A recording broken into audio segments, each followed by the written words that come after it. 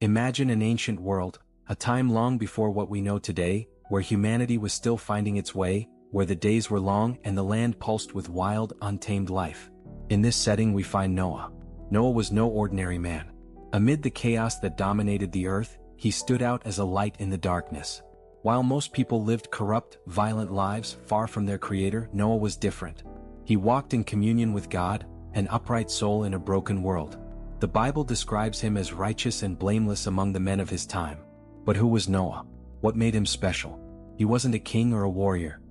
He was an ordinary man in his daily tasks, yet with an extraordinarily pure and faithful heart. Noah, in a way, represented a silent hope, proof that goodness could still exist in a broken world. He was the symbol that even in the darkest times, a connection with the divine could still be maintained. In this ancient setting, before any sign of a storm, Noah's journey begins. He didn't know it, but his life was about to change forever. And through him, the fate of all humanity would be transformed. This is the beginning of our story, where the thread of destiny starts intertwining with the faith of one man. A man who didn't know he would be called to a gigantic mission, to save the future of life on earth. But the world around Noah was far from peaceful. Corruption had deeply rooted itself in humanity.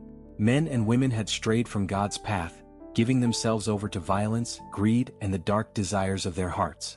The soil that once flourished with life was now tainted by cruel and selfish acts. The cities were full of injustice, and the fields, once fertile, were now covered by the shadows of disobedience. God, watching from above, felt deep sorrow at seeing the creation he had formed with so much love being devastated by sin. It was as if humanity had forgotten the purpose for which they were created, to live in harmony with one another and with the nature around them. Evil had multiplied, spreading like a plague across the land. The Creator, who once beheld his work and declared it good, now saw the world corrupted beyond any human salvation. The suffering was great, and people, blinded by their own depravity, could no longer hear God's voice or feel his presence. It was then that God's sorrowful heart made a drastic decision. He decided that the cycle needed to be broken, that the world needed renewal, a new beginning. God decided to cleanse the earth, not out of vengeance but out of love for what was originally good. A flood would come, washing away the evil and making way for rebirth. However, in the midst of all this darkness, there was a spark of light, an exception to the rule: Noah.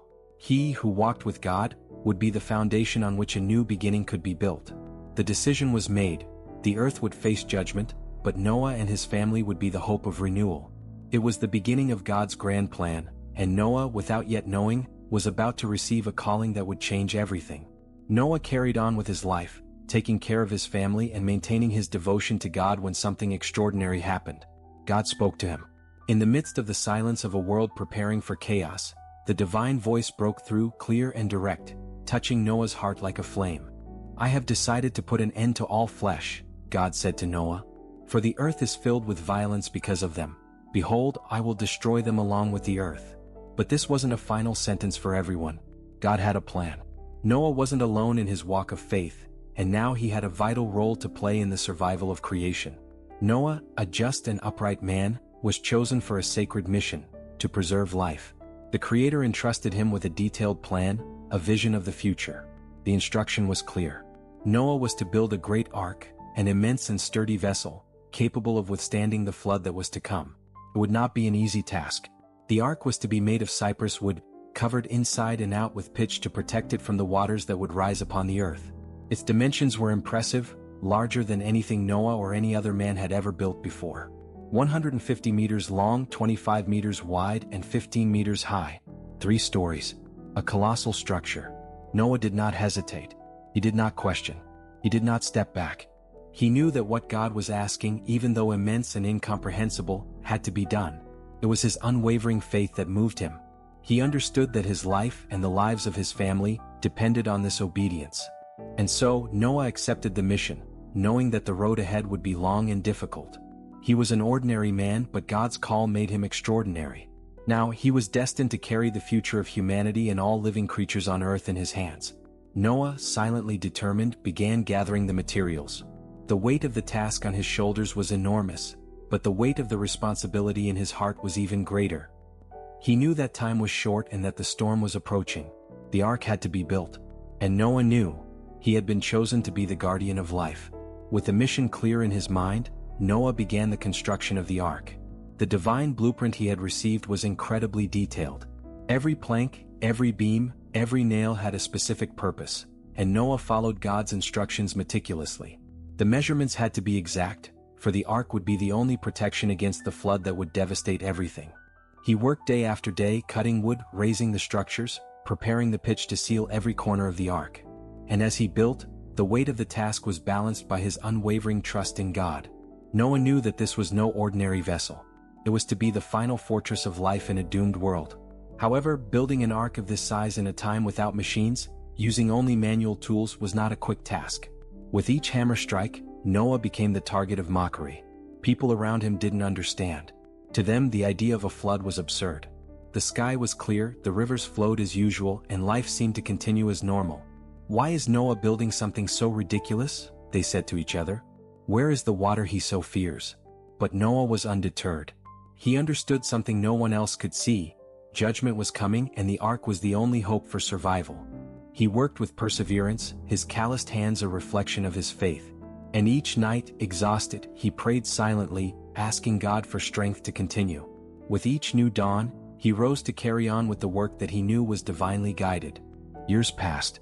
The structure of the ark began to take shape, gigantic, imposing. Noah wasn't just building a vessel. He was constructing a new chance for creation. The people, blinded by disbelief, continued to laugh and mock, but Noah remained focused, knowing that his obedience was not to please men but to please the Creator. And so the ark rose, slowly and steadily, as Noah, with patience and faith, carried out the task that God had entrusted to him. He knew that soon the rains would begin to fall. What seemed distant and impossible to others was as certain to Noah as the rising of the sun. God had spoken. The time of judgment was drawing near. With each piece of wood put into place, Noah felt the urgency grow in his heart. The end was near, but so was the future. He wasn't just building an ark, he was preparing the world for a new beginning, a new chance for creation to rise again from the purifying waters that were about to fall. As the ark took shape, the challenge before Noah wasn't only physical. With each hammer blow echoing through the valley, Noah's faith was tested in ways he could never have foreseen.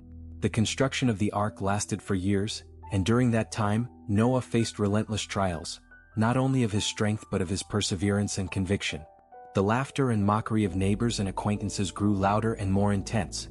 To them, Noah was a madman lost in delusions. "You're wasting your life," they shouted.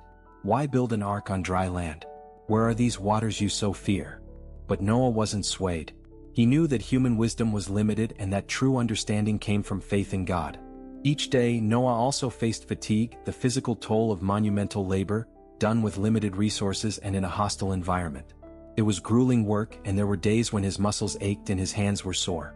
The burden of the work and the external pressure could have made any man falter, but not Noah. He continued, driven by the divine promise, even though the storm was still nowhere in sight.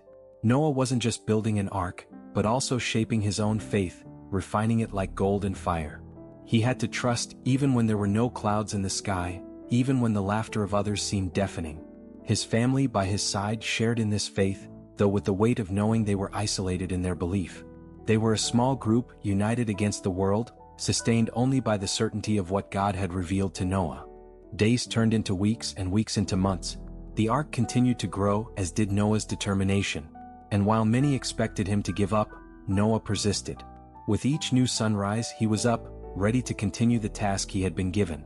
The building of the ark wasn't just a task, it was a continual test of his obedience and love for God. And so, even in the face of a society that ridiculed him, even in the midst of the hardships of grueling work and the emotional pressure of his mission, Noah stayed the course. His faith, tested like never before, remained unshaken. He knew that he was doing more than just building a boat. He was saving the future of creation, even if the world around him was blind to what was coming. As time passed, the ark was finally completed.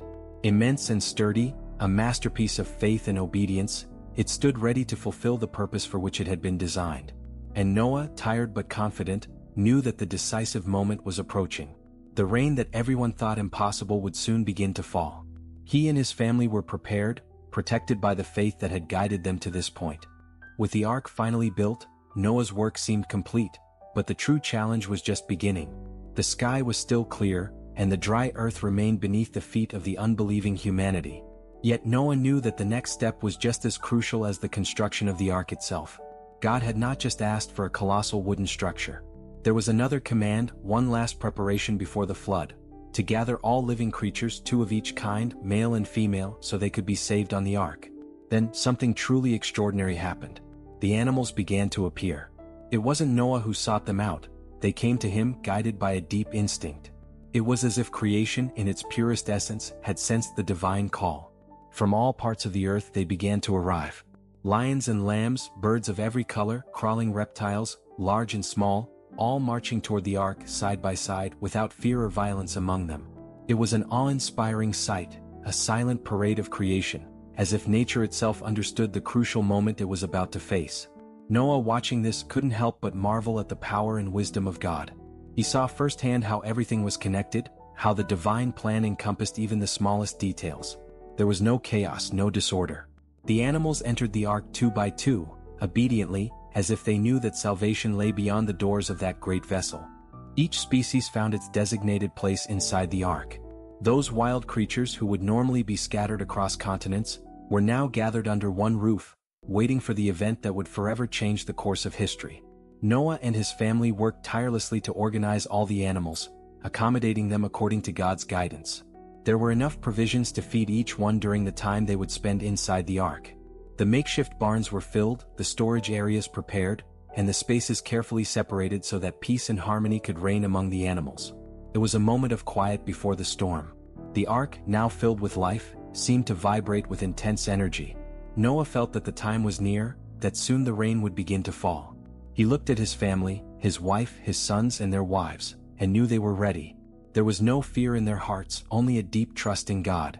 The sky was still calm, but there was something in the air, something indescribable, as if the universe itself held its breath. And there, in the midst of this supernatural silence, Noah gazed upon the ark, not just as a vessel but as a symbol of divine hope. It was ready. Creation, gathered and protected, was prepared to face the flood that was to come. The silence was broken by a distant yet unmistakable sound, the first rumble of thunder. The sky, which had remained clear and serene for so long, began to darken with thick, heavy clouds. The air felt heavier, and the atmosphere was charged with palpable energy. Noah looked up. The rain was about to begin. A drop fell, small and solitary, dripping onto the dry ground. Then another and another. And in the blink of an eye, the sky opened up with an indescribable fury. The waters poured down with force. It wasn't a simple storm. It was something far greater, something humanity had never witnessed before. The earth trembled under the impact of the torrents, and the rivers overflowed their banks within minutes. Noah, his family, and all the animals were already inside the ark. God, keeping his word, securely shut the door of the ark. No human hand had touched the heavy door in that decisive moment. It was the Creator himself who sealed it, ensuring that all inside would be protected from the impending flood. Outside, chaos unfolded. The waters rose quickly, swallowing cities, forests, and mountains. The fury of the waters was relentless, and there was no safe place outside the ark. The destruction was total. The world of old was being swept away, its sins washed away by the purifying waters. Inside the ark, however, there was peace. Although the ark rocked violently, buffeted by the waves, Noah and his family remained safe. They could hear the roar of the waters and the howling of the wind, but they knew they were protected. It was as if they were being carried in God's hands, floating above the chaos that ravaged the world outside. Days turned into weeks and weeks into months. The rain continued to fall relentlessly. Noah and his family spent their time caring for the animals and praying, their hopes firmly rooted in God's promise. Although they were isolated from the outside world, they were not alone. God was with them, and this gave them the strength to carry on. The time inside the ark was a mixture of routine and reflection. They looked at one another, knowing they were the last remaining humans on earth, chosen to carry the future of humanity. But even in the solitude of that vast ocean, there was comfort. God was keeping them safe. The waters of the flood, which had been so devastating for the outside world, were now their protection. They floated above the waters that had covered the past, sailing toward the future that was yet to come. The days passed, and Noah's trust in God remained unshaken. He knew that the flood would end in due time and that the same God who had guided them this far would lead them to a new life once the waters calmed. While the waters raged around the ark, inside it, the silence of faith was stronger. The time inside the ark stretched on for many long days and nights, and the vastness of the waters seemed endless. With no land in sight, Noah and his family lived in a state of constant waiting. The sound of the wind and the movement of the waves became their daily companions. Even with the safety inside the ark, the silence and isolation brought moments of deep reflection. The world they had known had disappeared. Outside, everything had been swept away by the waters, and all that remained was floating with them on that great endless sea. The days in the ark were marked by simple routines.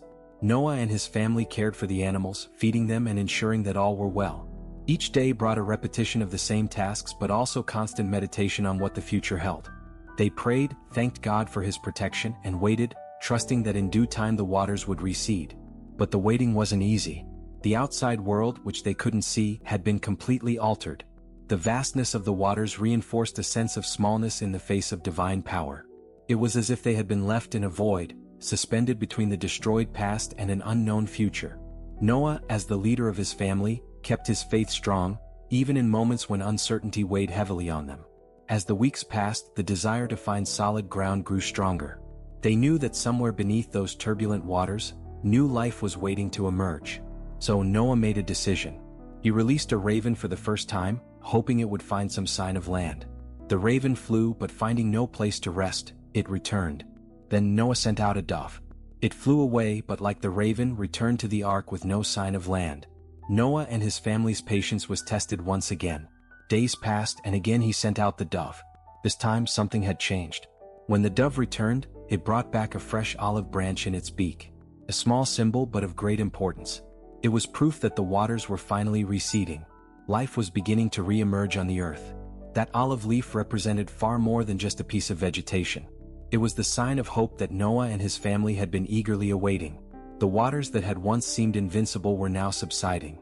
Creation was beginning to be reborn. God had kept his promise. With renewed hope, Noah waited another 7 days before sending out the dove once more. This time it did not return. The world outside was ready to receive its first inhabitants again. Noah knew that the moment was near. They were about to leave the ark and step onto the new land. The time of waiting had ended, and soon they would see with their own eyes what God had prepared for the future. Noah's faith, which had sustained him for so long, was now being rewarded. God's promise was being fulfilled before their eyes. The waters were receding, and a new chapter was about to begin for all of creation. When Noah saw that the dove did not return, he knew that the time had come. Outside, the waters that had once covered everything were finally receding. The world, which had been submerged by divine judgment for so long, was now beginning to reveal its first stretches of land. It was the sign that the purification had fulfilled its purpose. The flood, which had once seemed endless, was now drawing to a close. Noah waited patiently for a few more days, watching the sky, listening to the winds. And then, for the first time in months, he opened the door of the ark. Fresh air rushed in, bringing with it the smell of damp, renewed earth. Cautiously, he stepped out into the new world, and around him, the scene was vast and silent. The water had fully receded, revealing a new and fertile land. Destruction had given way to a land that awaited a new beginning. The ark now rested on the top of a mountain.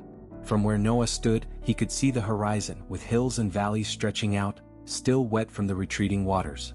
It was a strange sight, and yet hopeful. The world that had been swept away by the flood was now beginning to reveal its new forms, as if being reborn from the depths. Noah and his family stepped out of the ark, their feet touching the ground again after so long. They took deep breaths, feeling the earth beneath their feet. Around them, the animals who had been protected with them began to emerge from the ark. One by one, each pair of animals exited, returning to their place in creation. It was a spectacle of renewed life. They walked, flew, and ran across the land as if ready to fill the world once again.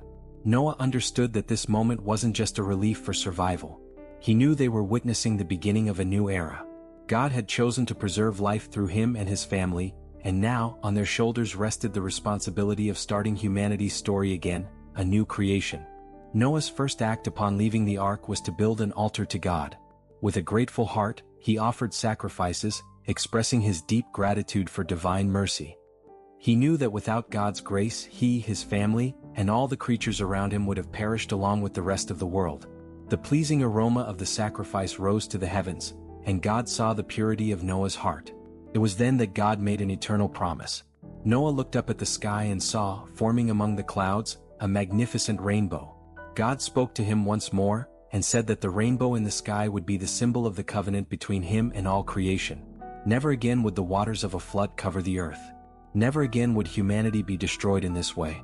Each time the rainbow appeared in the sky, it would be a reminder of God's love and mercy, an eternal promise that despite humanity's failings, creation would always have the opportunity to be reborn. The new world lay before them. The flood had cleansed the earth, and now Noah and his family were ready to begin again. Under the rainbow, with the sounds of animals returning to their places in nature, Noah felt the weight and joy of his calling, to restart humanity's story, this time with the divine covenant ensuring that no matter how the world changed, God's love would remain constant. Under the soft light of the rainbow, Noah stood, contemplating the new world that stretched out before him. The silence was filled with the sounds of animals returning to the land, as if each creature, great and small, instinctively knew that the cycle of life was beginning anew. Noah felt a profound peace. He had fulfilled what God had asked of him, and now he was ready for the new beginning that awaited him. The earth still bore signs of the purification that had taken place. But slowly the first green shoots began to emerge from the soaked ground, and life once again began to pulse. Noah knew that as the sole survivor of humanity, it was up to him and his family to begin the story of creation anew. He was fully aware that the future depended on his obedience and faith, just as it depended on the trust God had placed in him. And so, under that divine covenant, Noah took the first step toward renewal. He and his family began to cultivate the land, rebuild their lives, erect new homes, and care for the animals that now roamed the vast plains.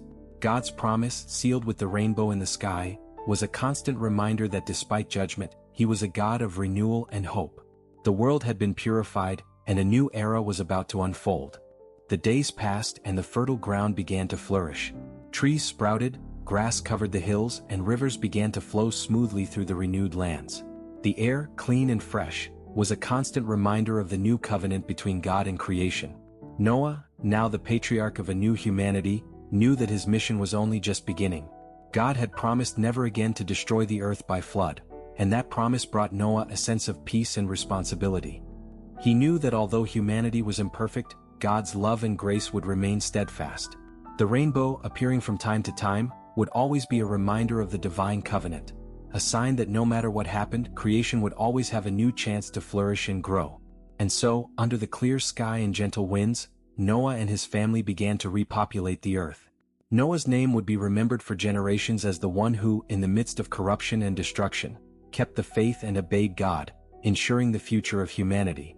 Every step he took, every seed he planted, was a testament to God's promise and the renewal of life.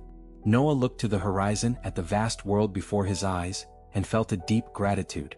He knew that the road ahead wouldn't be easy, but he also knew that God's hand would be with him, guiding him every step of the way. From that day forward, Noah and his descendants would live under the eternal covenant between God and creation, a covenant that would bring hope and rebirth, generation after generation.